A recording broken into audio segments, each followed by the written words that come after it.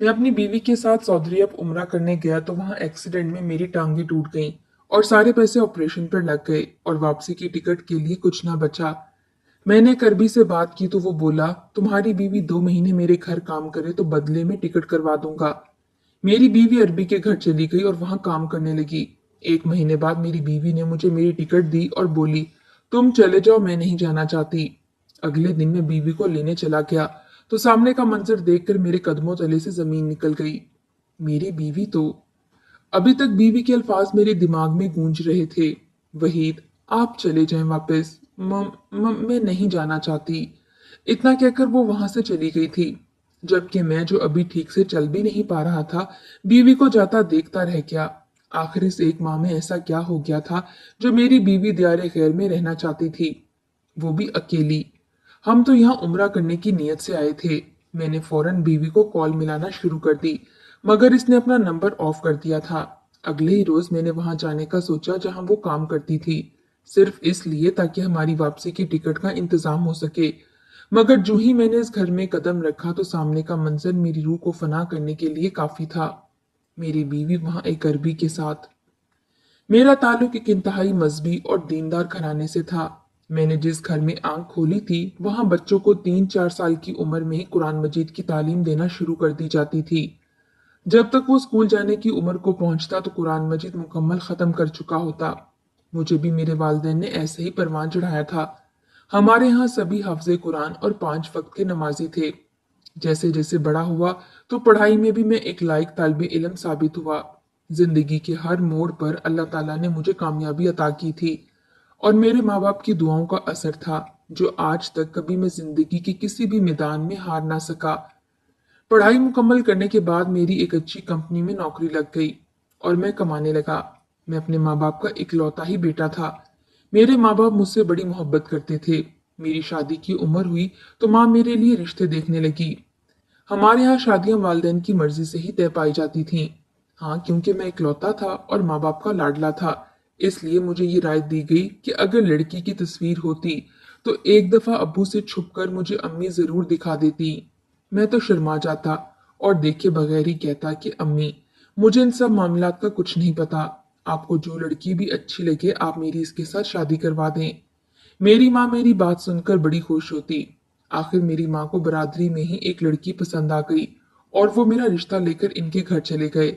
मैंने सिर्फ अपना गांव और गांव से फिर शहर के कॉलेज तक का सफर किया था, या फिर अपने ही शहर में अब मैं नौकरी करता था, जबकि मेरी होने वाली बीवी दूसरे शहर इस्लामाबाद में अपनी पढ़ाई मुकम्मल करके आई थी। बज़ाहिर तो वो भी हमारी तरह नेक और दीनदार थे, मगर अब्बू को इनका माहौल थोड़ा आजादाना लगा था। घर आकर कहने लगे कि मेरा दिल नहीं मानता कि वहां शादी करूं, मगर मेरी अम्मी बज़िद थीं कि आप तो वैसे ही ऐसा सोचते रहते हैं। मुझे तो मेरी होने वाली बहू बड़ी पसंद आई है। बड़ी ही नेक और दीनदार बच्ची है। जब तक हम बैठे रहे इसने नजर उठाकर भी ना देखा। मैं तो अपने बेटे के लिए उसी को ही ब्याह कर लाऊंगी। यूं मेरा रिश्ता उसी लड़की से तय हो गया और वो रुखसत होकर हमारे घर आ गई। पहली नजर में ही वो मेरे दिल को भा चुकी थी। मैं अपनी बीवी की मोहब्बत में गिरफ्तार हो चुका था और यही फैसला किया कि अपनी बीवी के साथ जिंदगी के हर मोड़ पर साथ दूंगा। सानिया एक हंसमुख और शरारती सी लड़की थी। इसने तो पहली रात ही मुझे हंसा हंसा कर दोहरा कर दिया। अगली सुबह फजर के वक्त मैं नमाज के लिए उठा तो वो यूं ही बेखबर सो रही थी। मैंने सानिया को कई बार जगाया मगर वो ना उठी। नमाज पढ़कर आया तो सानिया को यूं ही पड़ा देखकर मुझे उलझन सी हुई। अगली सुबह जब सवाल किया तो हड़बड़ाकर कहने लगी, थकन की वजह से मेरी आंख नहीं खुल सकी। खैर, वक्त के साथ साथ ये तो अंदाजा हो चुका था कि सानिया नमाज की पाबंद लड़की नहीं है। कुछ ही रोज बाद इसे घर के कामों से भी चिढ़ होने लगी। कहती कि वहीद, शादी को 1 माह हुआ है और मेरे हाथ देखो कैसे सख्त मर्दाना किस्म के हो गए हैं, वरना शादी से पहले तो मेरे हाथ बिल्कुल नरम हुआ करते थे। किसी काम को मैंने हाथ भी नहीं लगाया था। यहाँ तो बर्तन मांज मांज कर नाखून भी टूट गए और रौनक भी चली गई। सानिया की बात सुनकर मैंने इसके हाथों को थामा और बोला कि इस घर में लोग ही कितने हैं, तुम, मैं और अम्मी अब्बू, बस। अम्मी भी तो अकेले काम करती रही है ना, अब तुम्हारा भी हक है कि इनकी मदद करो। मगर सानिया नाक सुकेड़ कर बोली, आप कोई मुलाजमा क्यों नहीं रख देते? मेरी तनख्वाह तो मुनासिब सी थी, इतनी कि मैं घर के खर्च और बाकी अखराजात उठा सकता था। अगर मुलाजमा आ जाती तो मैं कहाँ से इसे तनख्वाह देता। सानिया कहने लगी कि आपको बड़े शहर जाकर बड़ी कंपनियों में अप्लाई करना चाहिए, जहां आपको तनख्वाह भी लाखों में मिले। सानिया इतना बोली थी कि ये बात मेरी माँ ने सुन ली। कहने लगी, पागल हो गई हो बहू, पैसों की खातिर मैं अपने इकलौते बच्चों को शहर भेज दूं, अपनी नजरों से दूर कर दूं। मेरी तो सांस नहीं आती जब तक बेटे का चेहरा मेरे सामने ना आए। मुझे वो पैसे चाहिए ही नहीं जिनकी कीमत मेरे बेटे से जुदाई हो।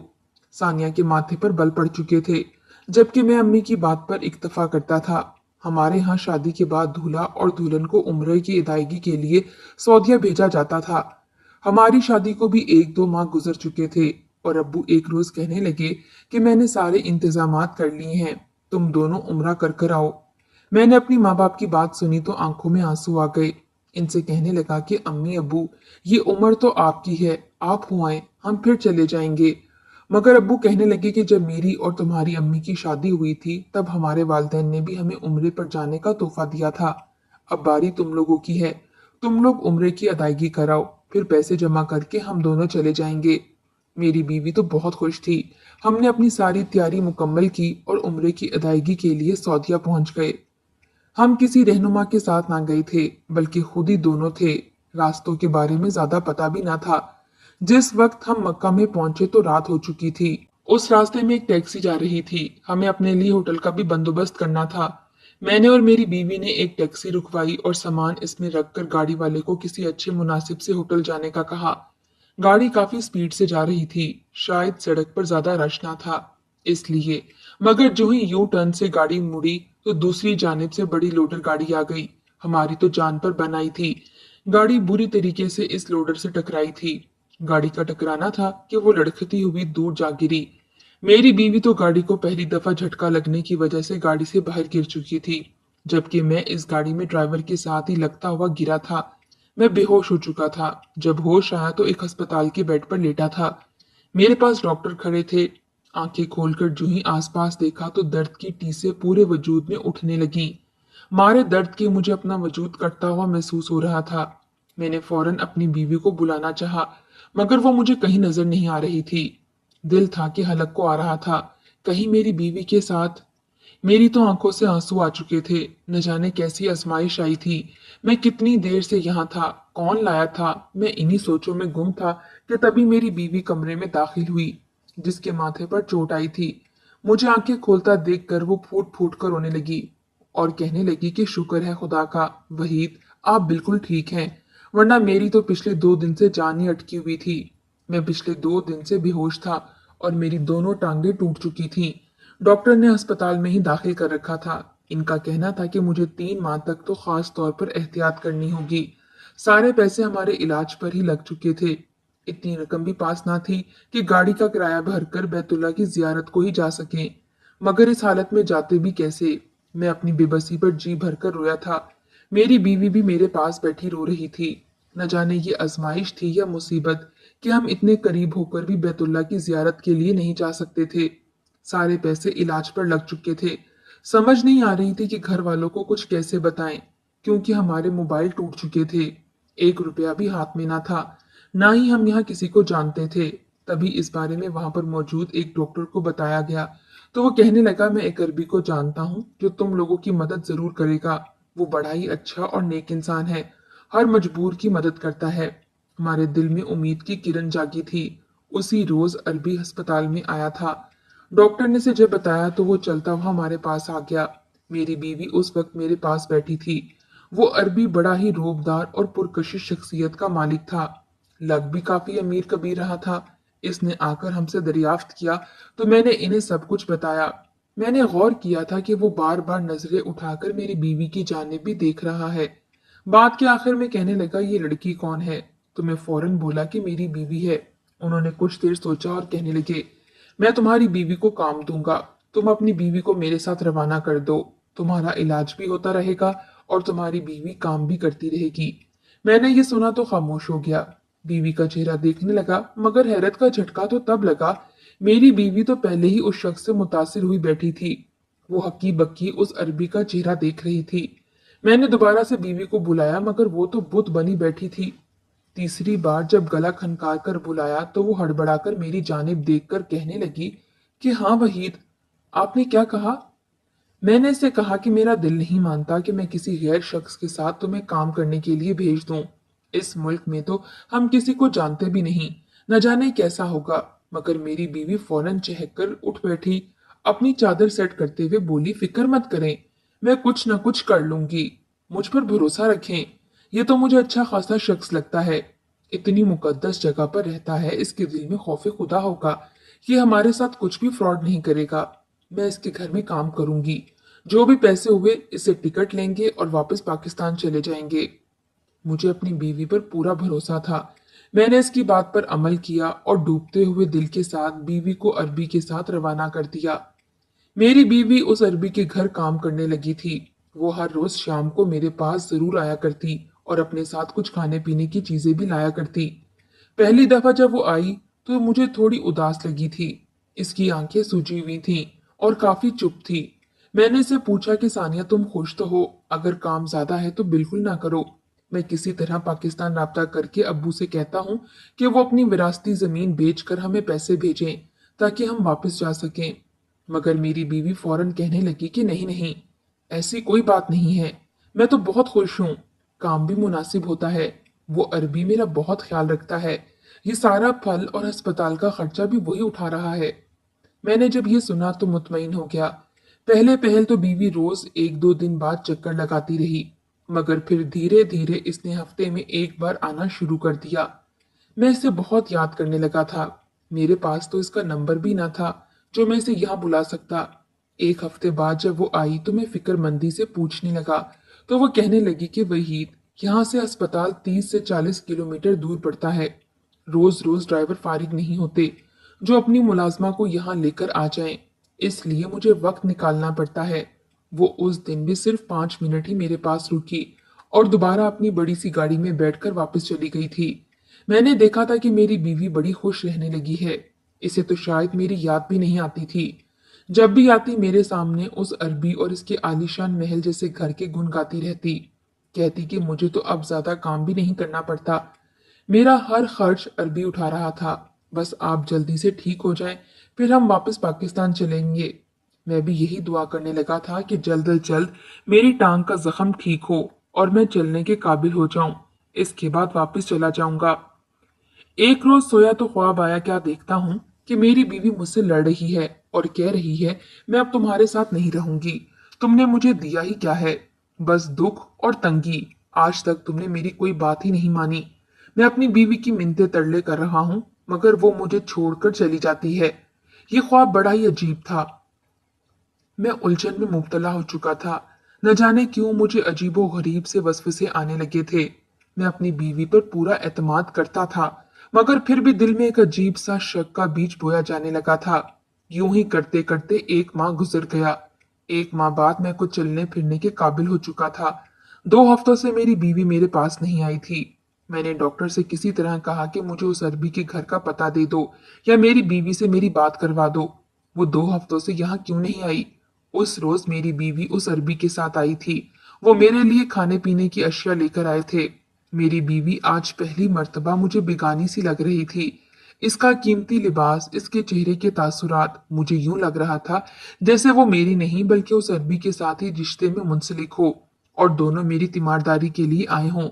जब तक वो अरबी बैठा रहा मेरी बीवी भी मेरे पास बैठी रही। जैसे ही वो अरबी उठा मेरी बीवी भी कहने लगी कि वहीद, अब मुझे जाना होगा, मैं कुछ दिनों तक आऊंगी, फिर वापस पाकिस्तान चलेंगे, तब तक आप मजीद बेहतर हो जाएंगे। मैं अपनी बीवी के साथ अकेले में चंद बातें करना चाहता था, इसे अपने पास रोककर सवालात के जवाबात चाहता था, मगर उस अरबी ने तो मेरी बीवी को तन्हा छोड़ा ही ना था। वो मेरी बीवी को वहां से लेकर जा चुका था। मैं कोई बेहद तेज तरार और मुंह फट लड़का ना था, बल्कि माँ बाप का लाडला होने की वजह से मुझे ये दुनिया की चालाकियां और फरेब की खबर भी ना थी, क्योंकि मैं तो हमेशा अपने वालिदैन की मोहब्बत ही देखता आया था। बीवी जब इस तरह बेगानों की तरह गई तो मेरी आंखों से आंसू छलक पड़े। न जाने वो ऐसा क्यों कर रही थी। मैं तो उसका शौहर था। 2 दिन बाद फिर वापस आई। मैं उस वक्त अपने बेड पर नीम दराज बैठा था। कुछ देर पहले ही मैंने एक्सरसाइज की थी और अब काफी बेहतर महसूस कर रहा था। मेरी बीवी मेरे पास आई तो इसे देखकर मैं मुस्कुरा उठा। इसका हाथ थाम कर इसे अपने पास बिठाना चाहा तो इसने अपना हाथ छुड़वा लिया। इसने अपने पर्स से पैसे निकाले और बोली, वहीद, टिकट के पैसे, आप वापस पाकिस्तान चले जाएं।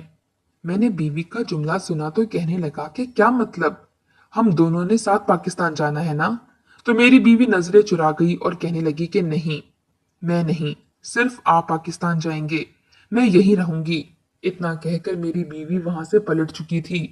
कितनी ही देर बुत बना बैठा रहा। बीवी को रोकना चाहा मगर वो जा चुकी थी। मेरा तो दिमाग सुन्न होकर रह चुका था।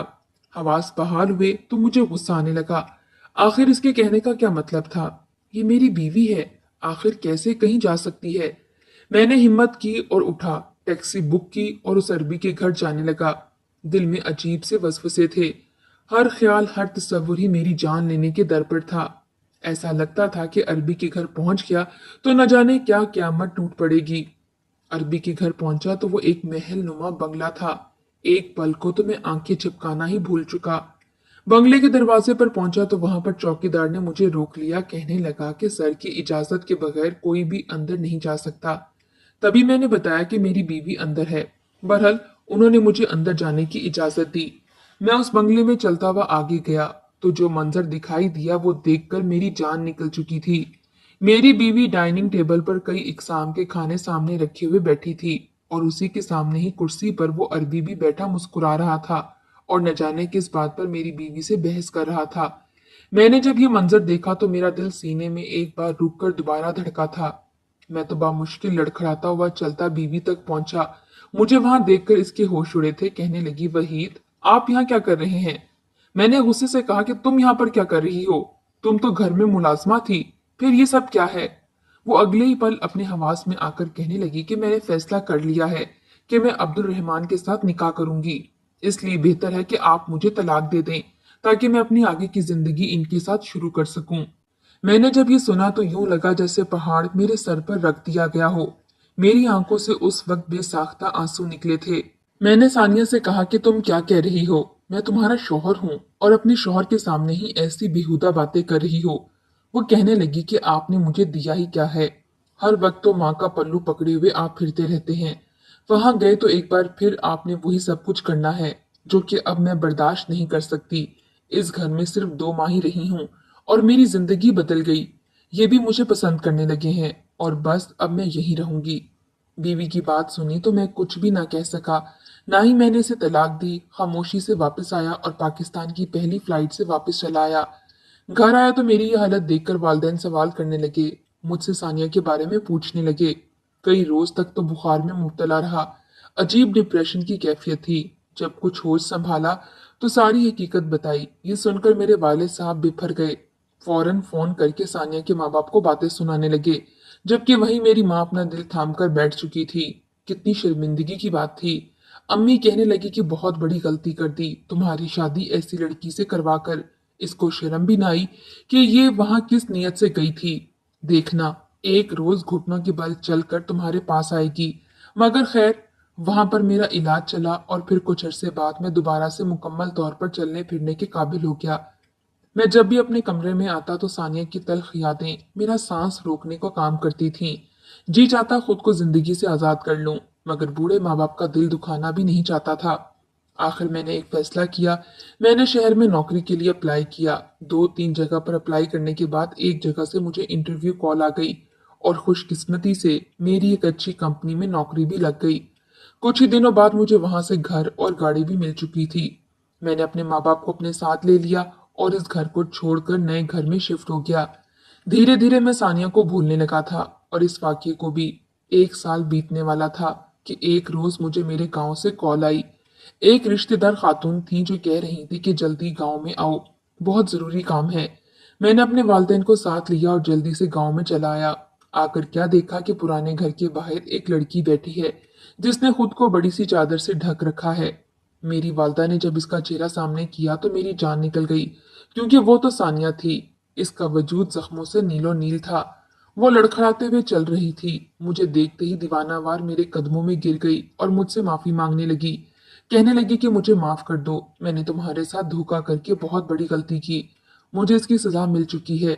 चंद माह बाद इसने मुझे अपनी हकीकत दिखाना शुरू कर दी। वो मुझ पर बेहद जुल्म करता, मुझे मारता, मुझे टॉर्चर करता। बड़ी मुश्किल से मैं खुद को आजाद करवा कर लाई हूँ। तो मुझे अपना लो, मुझे अपने साथ रख लो। मगर ये अब मेरे लिए मुमकिन ना था। मैंने इसे माफ नहीं किया था, हाँ, अलबत्ता इंसानियत के नाते इसे अस्पताल में जरूर दाखिल करवा दिया था। फिर इसके वालिदैन को इत्तला दी, वो लोग भी इसे लान तान कर रहे थे। जब इसका इलाज हुआ और वो बिल्कुल ठीक हो गई, तो मैंने तलाक के कागजात तैयार करवा कर इसके वालिदैन के यहाँ भिजवा दिए।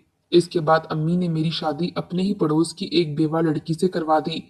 मुझे भी कोई एतराज ना था, बस बापर्दा और नेक सीरत बीवी चाहिए थी, और अल्हम्दुलिल्लाह मैं आज अपनी दूसरी बीवी के साथ सुकून की जिंदगी गुजार रहा हूँ।